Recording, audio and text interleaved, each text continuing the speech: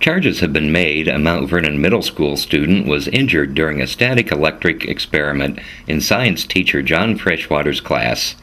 MountVernonNews.com spoke to Mount Vernon Nazarene University physics professor Cindy Harvell about a device called a vandergraph generator used in such experiments. A vandergraph generator is just a device that's helping us to learn a little bit more about electromagnetic energy.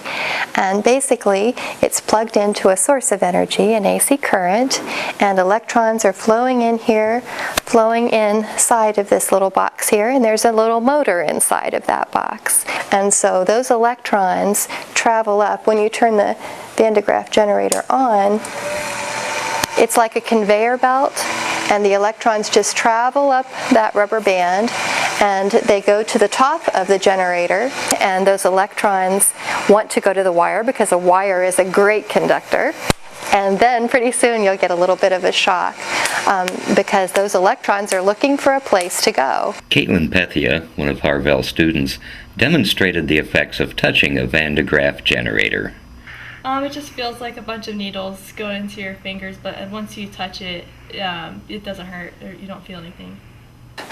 Every year I do this experiment where we talk about how resistance helps to balance out the electrons. And I'll have one student touch it and they'll get the shock, and the second student will touch that first student's hand. The shock will be a little bit less. And that last person will generally feel nothing. We use that to show the principle of resistance.